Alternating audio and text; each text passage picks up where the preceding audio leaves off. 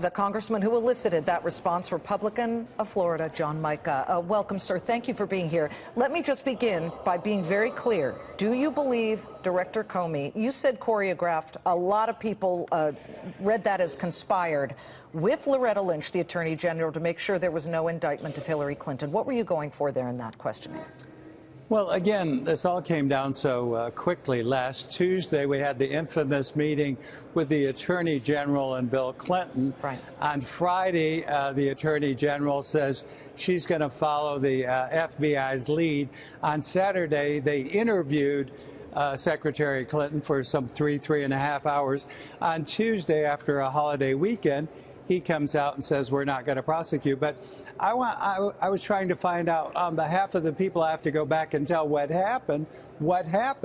And I don't know. I did learn some things, that on Saturday that it wasn't Director Comey who interviewed Clinton, that That's right. she was not under oath.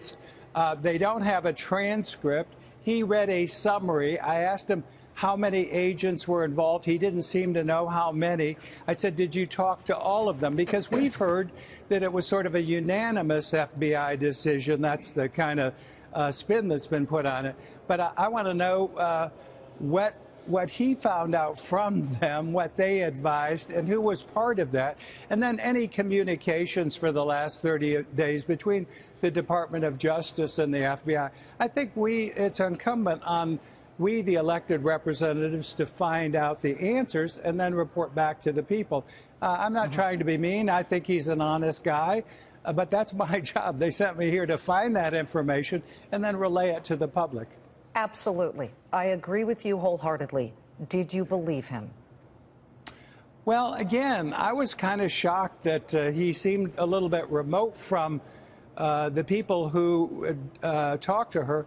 What's shocking, too, is I'm not an attorney, but the attorneys on the panel cited times when she lied or misled Congress, which now is going to lead to probably some type of referral to justice or back to the FBI, because it's against the law to lie to Congress. Well, now, and he also did say, even though she wasn't under oath, it's still completely against the law to lie to the FBI. But what it is, ultimately... but I don't know. We don't know what she said. There wasn't a complete recording, and even if she wasn't under oath. So he took it from a summary, and he didn't tell me exactly how many, and then was that a unanimous decision? I want to know who those people are. We may want to talk to them, see if it was unanimous. Maybe it was. But again, we have the responsibility for the folks that are working out there and hearing, about what's going on in Washington.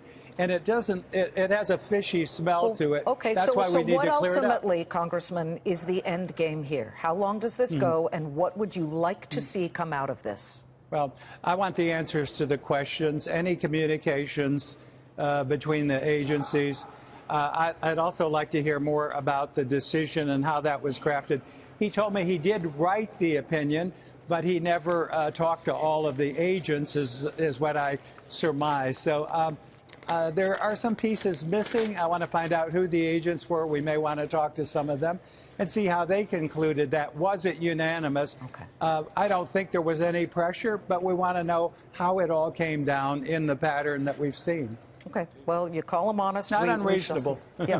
Not unreasonable questions. We agree. It was a fascinating 3 hours, certainly. Thank you, Congressman John Micah of Florida. We appreciate